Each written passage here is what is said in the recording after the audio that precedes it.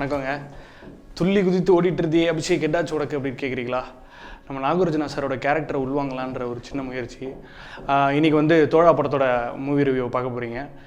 டே கார்த்தி, இங்கே வாயேன், மூக்க லைட்டாக சூரி.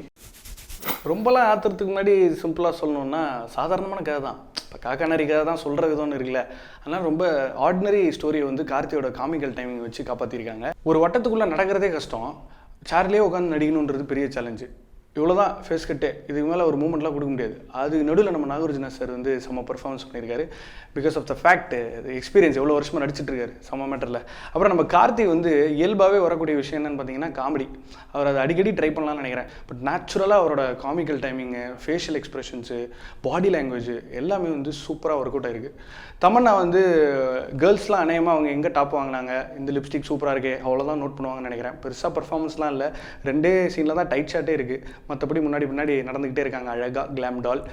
ஸோ அவங்களோட கேரக்டரும் வந்து கொஞ்சம் அண்டர் ப்ளே பண்ணது நல்லதுன்னு நினைக்கிறேன். நான் கதைக்கு என்ன தேவையோ அதை மட்டும் தான் பண்ணியிருக்காங்க.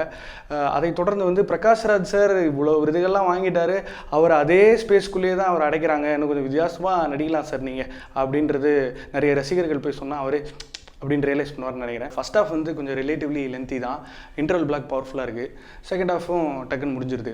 இந்த படத்தில் ஒரு பெரிய மைனஸ் என்ன அப்படின்னு பார்த்தீங்கன்னா ஸ்பூன் ஃபீட் பண்ணுறாங்க. அதாவது ஒரு சாதாரணமான விஷயத்த சாதாரணமாக சொல்லி அதோடு விட்டுருணும். திரும்ப சீரியல் மாதிரி ஒரு 4 ஆங்கிளில் காமிச்சு பின்னாடி ஜஜாங் போட்டு அவ்வளோலாம் இன்றைக்கி ஆடியன்ஸ் எக்ஸ்பெக்ட் பண்ணுறதே இல்லை.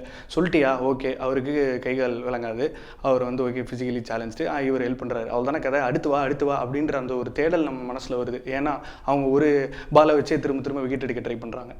அதை தாண்டி வந்து நம்ம கோங்குரா சட்னியே பார்த்து வளர்ந்த நம்ம நாக்கு வந்து கொஞ்சம் தமிழில் தட்டுப்பாடு. பட் எனிவேஸ் நாகார்ஜுனா சார் அவருக்கு டப் பண்ணது வந்து பாராட்டக்கூடிய விஷயம் தான். மற்றபடி வந்து பார்த்தீங்கன்னா கார்த்தியோட பர்ஃபார்மன்ஸ் வந்து சூப்பர். ஏன் சூப்பர் அப்படின்னா அவர் மட்டும்தான் படத்தில் காமெடி பண்ணியிருக்காரு.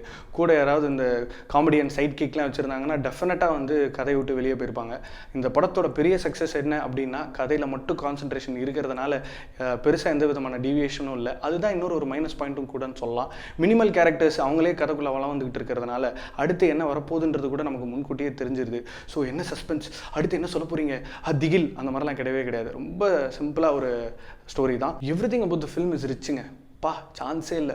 Costumes, exotic locations, luxury cars, tall பில்டிங்ஸ்னு அப்படியே கண்ணு குளிர்ச்சியாகவே இருக்குது. நம்ம வாழ முடியாத வாழ்க்கையை ஒருத்தன் வாழ்ந்துட்டு இருக்கும்போது பொறாமை கலந்த ஒரு சந்தோஷம் இருக்கும் அல்லவா.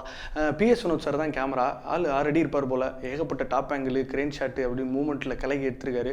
கொஞ்சம் கான்ட்ராஸ்ட்டில் வந்து பாரபட்சம் பார்த்துருக்கலாம். கோபி சுந்தர் பாடல்கள் ஏற்கனவே ஹிட் உங்களுக்கு தெரியும். பேக்ரவுண்ட் ஸ்கோர்லேயும் ரொம்ப ஓவர் டூ பண்ணாமல் கதைக்கு என்ன தேவையோ அதை மட்டும் தான் பண்ணியிருக்காரு. ஸோ 120 ரூபாயில் யூரோப் டூர் போகலாம் நீங்கள் இந்த படம் பார்த்ததுக்கப்புறம். ஸோ இந்த படத்தில் ஒரு முக்கியமான கார் சேஸ் இருக்குது. என்ன நம்ம அரை மணி நேரம் வீடியோ கேம் விளாடுவோமே படிக்காமல், அந்த மாதிரி ரொம்ப பெருசாக எடுத்துட்டாங்க. கொஞ்சம் குட்டியாக எடுத்துருந்துருக்கலாம். அந்த கார் ரேஸும் வந்து ரொம்ப எஃபர்ட்லெஸ்ஸாக ஸ்மூத்தாக ஒர்க் அவுட் பண்ணியிருந்தாங்க. விஎஃப்எக்ஸ் கிராஃபிக் ஷாட்ஸ்லாம் கொஞ்சம் இருக்குது, அது ரொம்ப அப்பத்தமாக விஎஃப்எக்ஸ் அப்படின்னு தெரியுது. எமோஷனலான படம் தான், ஆனால் சிரிக்க வாய்ப்பு இருக்குல்ல. நல்ல காம்பினேஷன் அது. கார்த்தி சாரோட comical timing, body language, slang இதெல்லாம் பக்காவாக ஒரு கேரக்டருக்கு ஏற்ற மாதிரி ஃபிட் ஆகுது. இன்னொரு பக்கம் நாகார்ஜுனா சார் மாதிரி ஒரு எக்ஸ்பீரியன்ஸ்டு ஆக்டர் வந்து படத்துக்கு ஒரு சீரியஸ்னஸ் சேர்க்கும்போது ரொம்ப நல்லாவே ஒர்க் அவுட் ஆகிருக்கு. எல்லாமே ஒரு முழுமையான படம் அப்படின்னு சொல்லலாம். ஸோ ஒரு சாதாரணமான படம், ஆனால் there is something to take. So ஜாலியாக தான் வெளியே வருவீங்க, ஆனால் ஒரு விஷயத்தை கற்றுக்கவும் போகிறீங்க. ஸோ போய் தோழா படம் பாருங்கள். Behindwoods movie review board Thozha படத்துக்கு கொடுக்க போகிற ரேட்டிங் 3.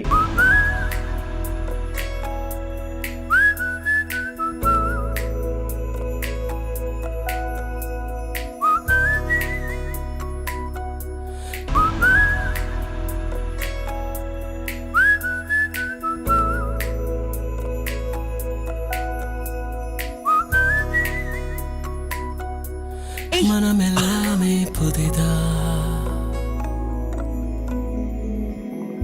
நீங்களும் வந்து என்னாலும் பெரிய படிப்புலாம் MBAலாம் படிச்சுட்டு கிராஃபிக் டிசைனரெல்லாம் இருந்துட்டு மணிரத்னம் சார்ட்ட அசிஸ்டண்ட்டாக தான் இருப்பேன்னு சொல்லி ஏற்கனவே ஒரு பெரிய ரோலெல்லாம் வந்து தட்டி கழிச்சு. ஸோ இவ்வளோ நடந்திருக்குல்ல. ஸோ சைமல்டேனியஸாக சப்கான்ஷியஸாக இன்றைக்கி வந்து சூர்யா சாரோட உங்களை கம்பேர் பண்ணாததே வந்து ஒரு பெரிய விஷயம் என்னையை பொறுத்த வரைக்கும்.